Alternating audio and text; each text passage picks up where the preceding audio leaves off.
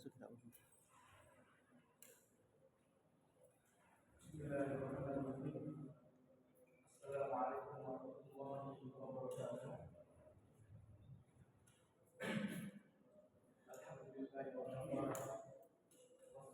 Assalamu ala nabiyil Mustafa sallallahu ala nabiyil Muhammad bin Abdullah wa ala alihi wa sahbihi wa man tabi'ahum ila yaumil qiyamah. Amma ba'du. Bapak Ibu sekalian,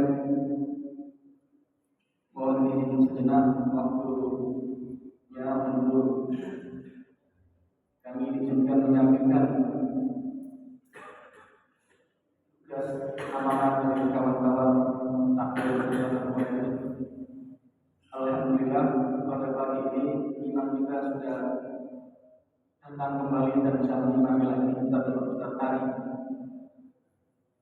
Tadi ayat yang dibaca saya ingat yang Allah sedikit akinana wadali Quran yatina bisa majnun. Orang-orang kafir Quraisy itu saat itu saling berdialog dengan kawan mereka. Akinana wadali Quran yatina bisa majnun. Apakah kita akan meninggalkan Tuhan-Tuhan kita sekedar untuk mengikuti ajarannya penyair yang gila? Rasulullah SAW zaman dahulu sebelum kenabian disebut dipercaya dengan kata-kata al-amin, ucapannya dipercaya dan pernah bohong, tapi setelah mendakwakan Islam oleh orang kafir Quraisy disebut sahirun majnun, penyair yang gila. Karena apa? Yang didakwakan oleh Rasulullah SAW itu tentang tauhid. Allah yang esa, Allah yang patut disembah, la maksud dan illallah. Bapak Ibu sekalian, tentang sahir dan majnun di medsos agak ramai akhir-akhir ini. Karena sebagian ustaz yang menyampaikan sahir itu sebagai seorang pemusik suara, yang lainnya mengatakan bahwa itu adalah arti yang salah dan keliru. Sungguh miris di medsos seperti komen-komennya, ternyata kita ini masih sering ikhtilaf dalam hal-hal yang bukan etikodi, sering ikhtilaf dalam hal-hal yang sifatnya fikih. Karena itulah yang dinanti-nanti oleh orang-orang baru Islam. Mereka senang dengan keadaan seperti itu, Bapak Ibu sekalian. Apalagi itu menimpa ustaz-ustaz yang ada di atas, yang mana mereka menceramahkan, memberi tausiah, memberi ilmu bagi kita yang di masyarakat, bagi kita yang sering mendengar ustaz, kita jangan terbawa oleh hal itu, karena itu akan menyebabkan perpecahan. Kalau kita mendengar ustaz A, maka kita seakan-akan salah. Alhamdulillah, kebenaran itu adalah datangnya dari Allah. Adapun kalau ada beda fikroh, beda pemikiran, beda arti, beda makna, itu sifatnya istihadi. Istihadi manusia itu pernah merasa. Bahkan masalah suara ini jauh-jauh zaman-zaman ulama itu sudah sering terjadi.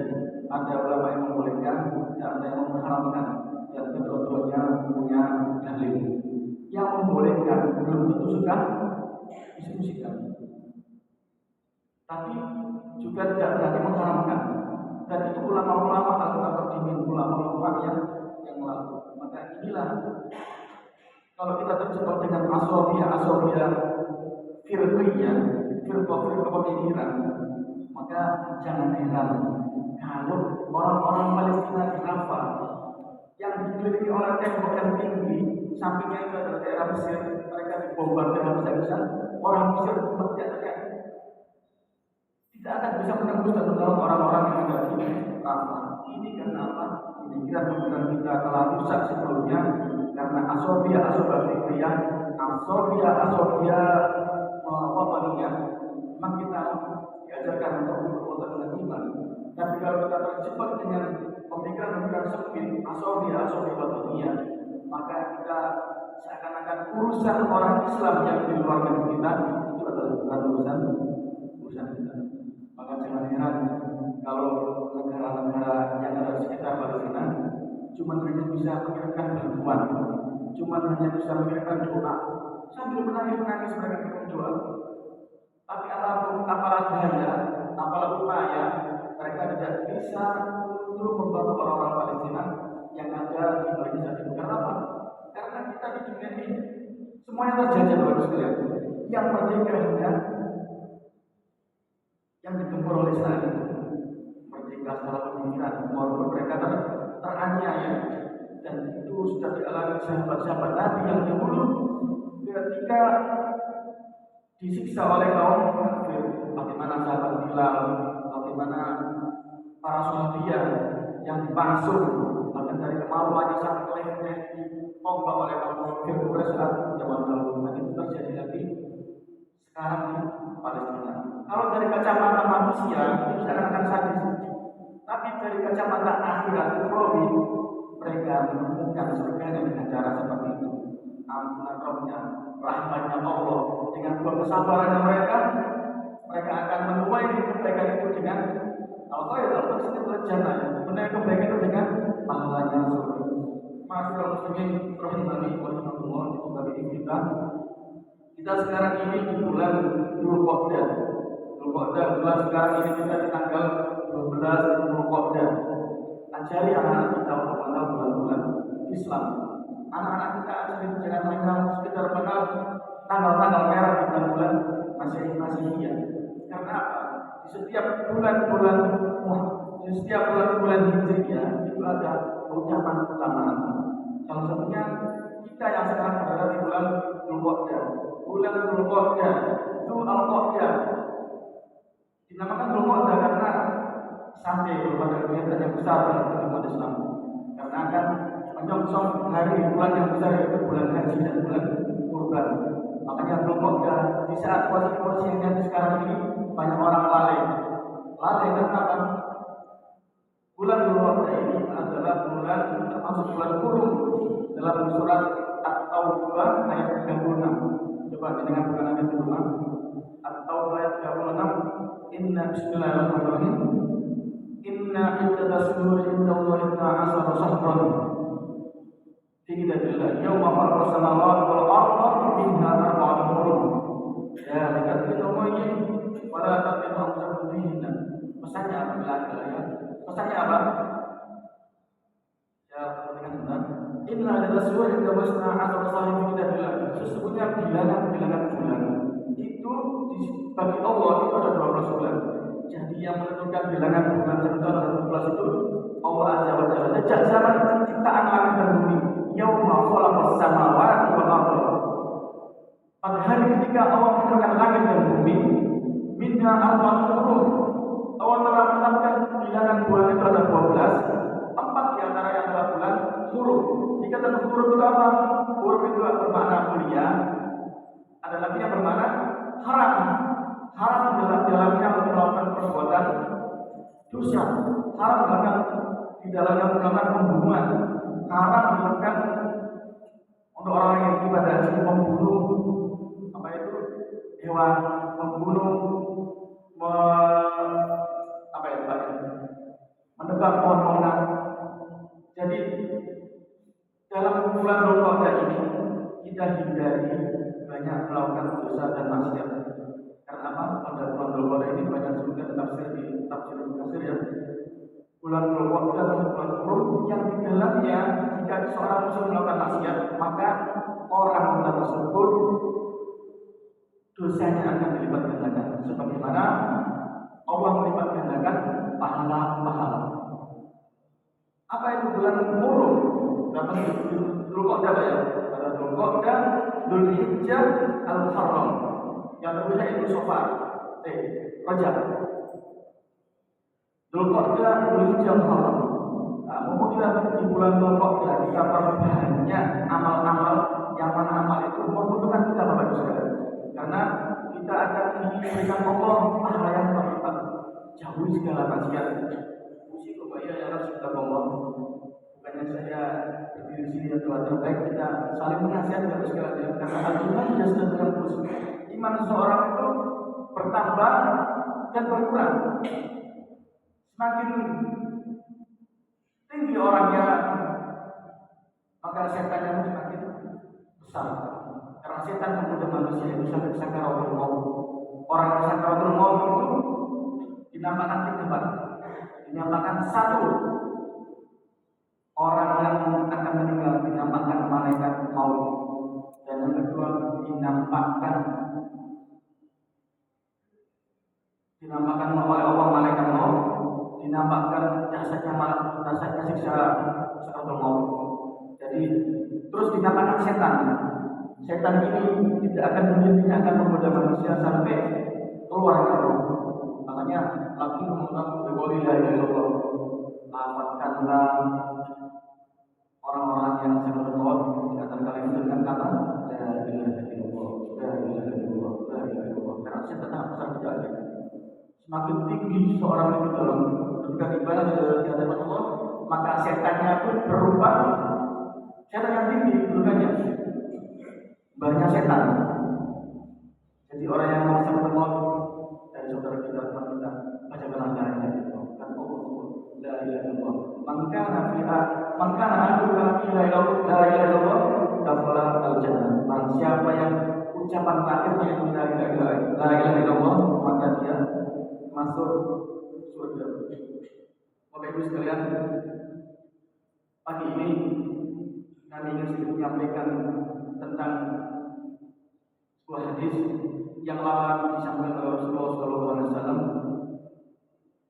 Hadis tentang kita sebagai seorang Muslim, yaitu tentang hak-hak orang Muslim satu dengan orang Muslim lainnya. Kalau Rasulullah SAW dalam sebuah hadis yang diriwayatkan oleh banyak oleh Ibnu Ibn Abi, Rasulullah SAW bersabda, hakul muslimin ala muslimin sittun. Haknya orang Muslim atas orang Muslim lainnya itu ada 6. Di riwayat lain ada mengatakan 5. Yang pertama, idza laqitahu fasallim alaihi. Jika engkau bertemu saudara yang Muslim, maka ucapkanlah salam. Apa itu salam? Assalamualaikum warahmatullahi wabarakatuh. Salam yang diajarkan oleh Rasulullah SAW. Bukan selamat pagi atau sebuah khair atau ahlan wa sahlan. Itu bukan ajaran yang diajarkan oleh Rasulullah SAW.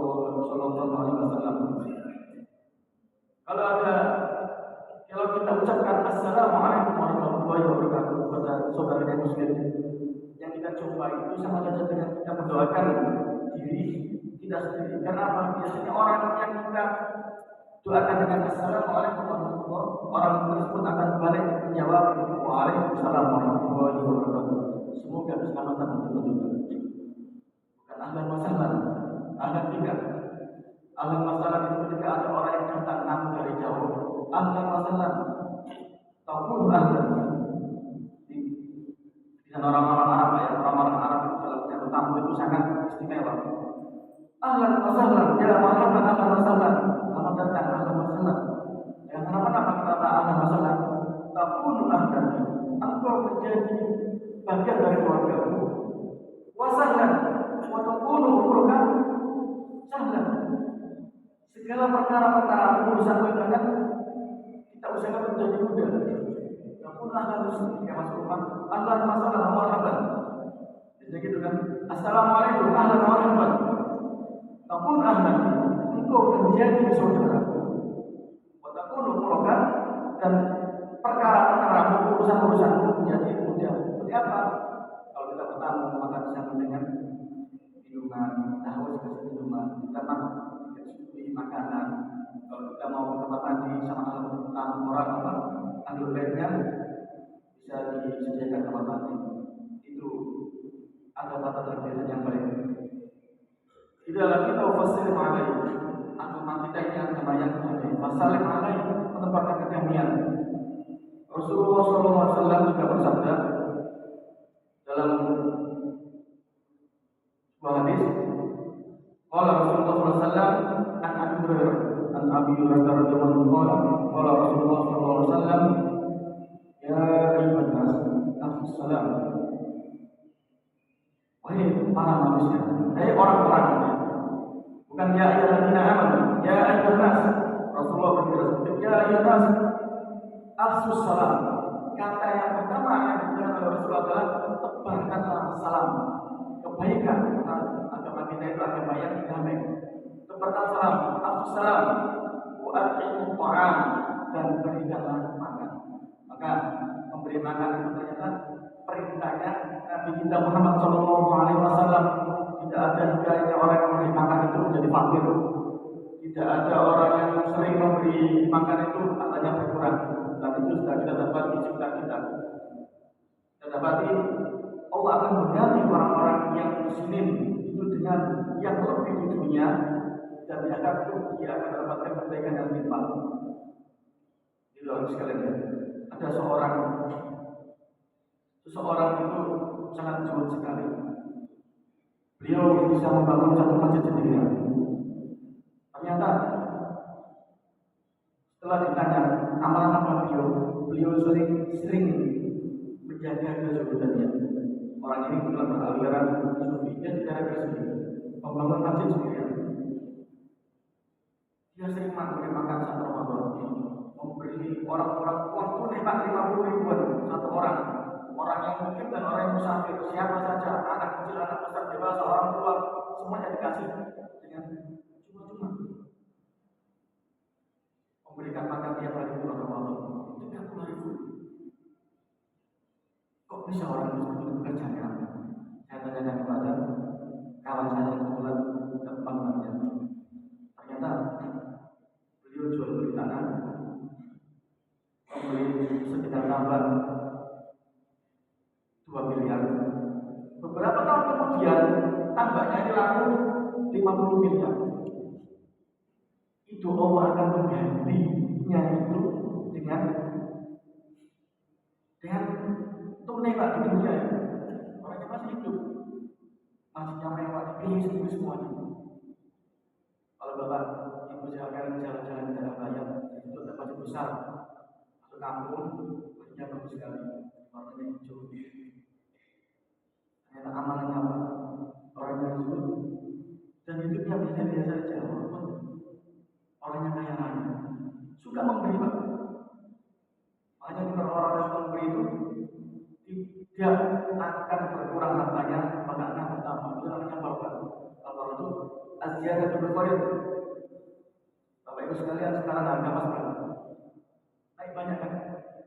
Belum dijual sudah naik.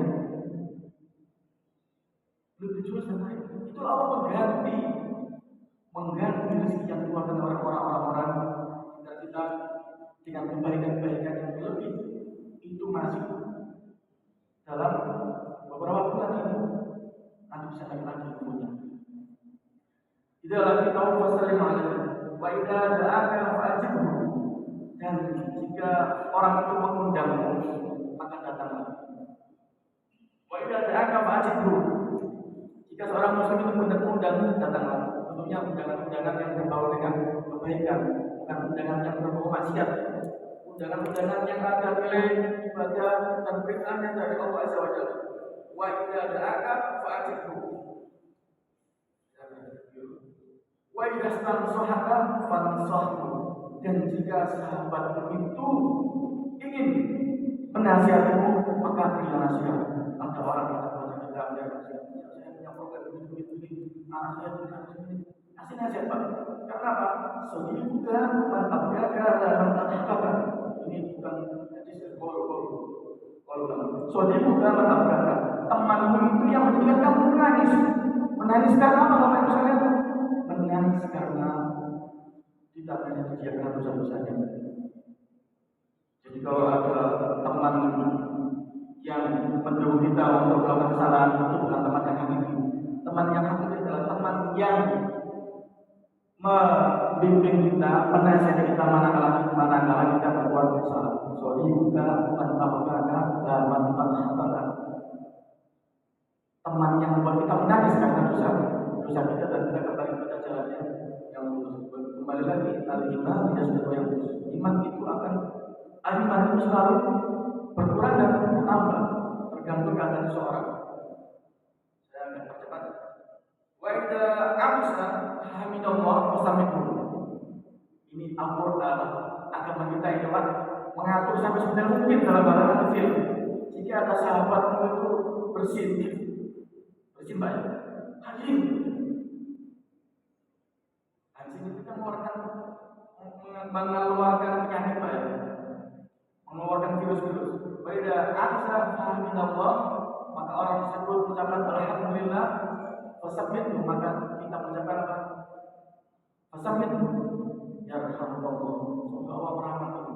Artinya kita sebagai seorang muslim selalu mendoakan kebaikan di dunia dan di akhirat. Karena rahmat Allah itu tidak bisa dibeli. Rahmat Allah itu datang karena sikap kita kepada Allah, sikap kita kepada orang lain.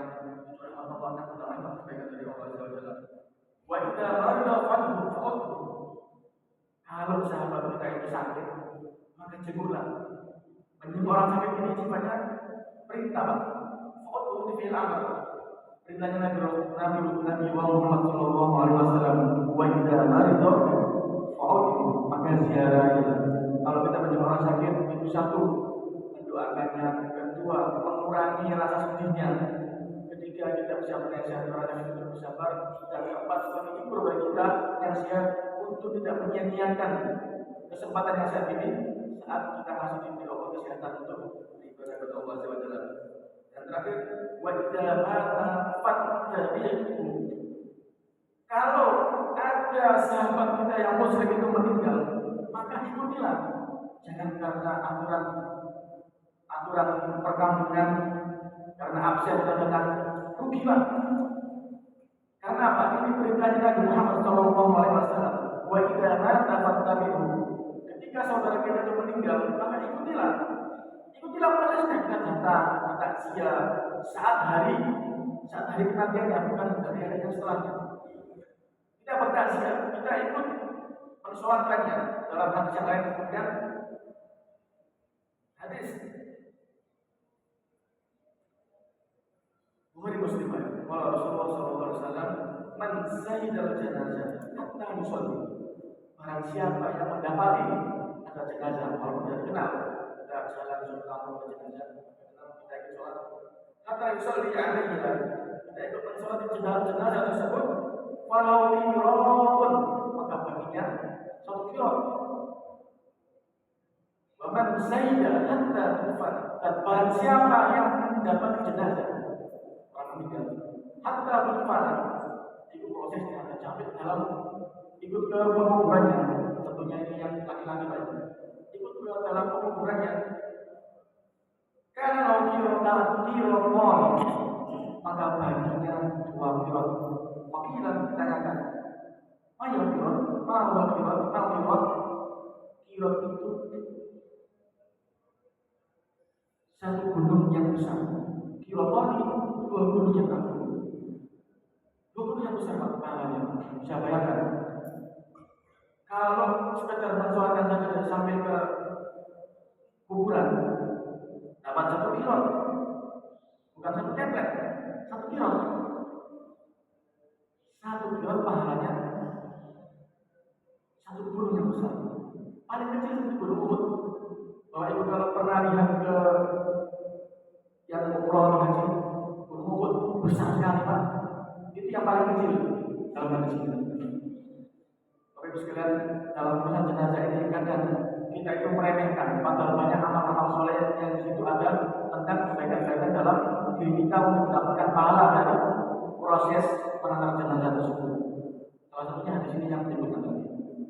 Kami pernah mengikuti proses jenazah di Bapin. Kebetulan saat itu bersama Pak Nur Fakhrul WPU Surabaya di Masjid Nabawi. Mas ikut ke penguburan Bapin. Kita tahu bagaimana caranya. Kalau tahu saya ikut ke penguburan Bapin. Apa yang dilakukan oleh orang-orang ahli Madinah saat itu? Orang-orang Madinah, apa yang dilakukan oleh orang-orang Madinah ketika saat keluarga yang meninggal? Orang-orang setelah selepas isya, coba. Orang-orang selepas isya berebut menggotong jenazah. Karena mereka tahu fadilah-fadilah. Berebut menggotongnya. Dan mereka gerakan penguburannya, Pak. Seakan-akan sa'i, seakan orang yang berlari kecil. Rebutan.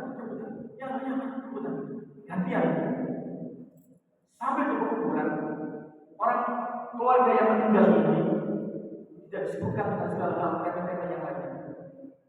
Keluarga ahli waris yang ditinggal ini kan berdiri setelah selesai kuburan, berdiri di samping makamnya. Ya arah keluar ke dari bangkai itu ya. Mereka mencari orang-orang anak-anak dan orang-orang semuanya mendoakan Pak, mendoakan si mayit ini, mendoakan si mayit dan mendoakan orang yang tinggal ini. Sabar, sober. Jangan. Dan itu sangat singkat sekali dan mereka sangat menyegarkan, tidak seperti yang terjadi di daerah-daerah kita. Jadi menyegarkan jenazah. Mereka berlomba-lomba beramal soleh dalam setiap pengurusan jenazah. Itu pahalanya sangat besar sekali. Makanya saya ingat apa yang disampaikan oleh Ustaz Gadis dulu. Kalau bertakziah, usahakan pakaiannya bersih suci. Seperti tidak ada kelamaan itu Pak. Orang yang meninggal masih kabur, orang sholat. Mereka sudah siap. Tapi terus biasanya apa yang sebaiknya kita tiru. Kebaikan bagi diri kita dan kebaikan bagi si mayit. Ada lagi terakhir ya. Alhamdulillah bin Salam radhiyallahu anhu anna Nabi sallallahu alaihi wasallam ya ayyuhan nas afsus salam wa timqam wa sallu billahi wa bismillahirrahmanirrahim tadkhulul jannata bisalam. Ternyata masuk surga itu sebenarnya mudah. Jika kita bisa menata kebiasaan. Dari Abdullah bin Salam radhiyallahu anhu Nabi berkata bersabda, hei ya ayyuhan nas, hei orang-orang, hei wong-wong, hei masyarakat, bukan ya ayyuhalladzina amanu, tapi itu semua orang diperintahkan oleh Nabi karena semuanya itu adalah umatnya Nabi. Orang Nabi kita ini adalah Nabi yang terakhir Pak. Orang Kristen itu umatnya Nabi, tapi mereka orang Yahudi umatnya Nabi, umat terakhir. Ini beritanya ya ayyuhan nas, hei orang-orang, hei wong-wong kafir, afsus salam, tebarkanlah salam. Assalamualaikum. Kalau muslim, assalamualaikum warahmatullahi wabarakatuh. Kalau orang kafir tidak akan menjawab dan memberikan salam kalau mereka tidak ucapkan. Dan salamnya cukup kembalikan akan mereka ucapkan tanpa warahmatullahi wabarakatuh. Waktu itu Tuhan berilah makan. Waitangan muslim dulu Pak, itu perintah. Waktu itu Tuhan memberi makan seorang yang sekitar kita, itu perintah Rasulullah SAW. Wasallu billahi wa rasulillah. Sholatlah malam hari ketika orang-orang sedang tidur semuanya. Wasallu billahi wa rasulillah. Nafsus salat wa tu'am. Wasallu billahi wa rasulillah. Tadkhulul jannata bisalam. Maka kamu akan masuk surga dengan nyaman, damai, selamat. Itu hadis dari Rasulullah SAW. Hadis ini diriwayatkan oleh Tirmidzi dan disebutkan hadis hasan yang hasan sahih. Bapak sekalian, saya tidak melanjutkan karena waktu kita ini adalah waktu jam. Hanya yang sibuk kerja di sini. Aku lupa dikata tafa'ani Allah wa iyyakum bima fi al-ayat wa al-hakim. Kalau benar itu dari Allah Azza wa Jalla, kalau ada yang salah tolong kami berdoa dan dimaafkan bilang-bilang karena hanya sekedar menyampaikan apa yang kami tahu dan tidak menyampaikan apa yang kami tahu. Lalu Bapak Ibu sekalian, aku lupa lihat astagfirullahaladzim wa lisairil muslimin min kulli dhanbin wastaghfiruhu innahu subhanallahumma wa bihamdika asyhadu an la ilaha illa anta astaghfiruka wa atubu ilaik. Assalamualaikum warahmatullahi wabarakatuh.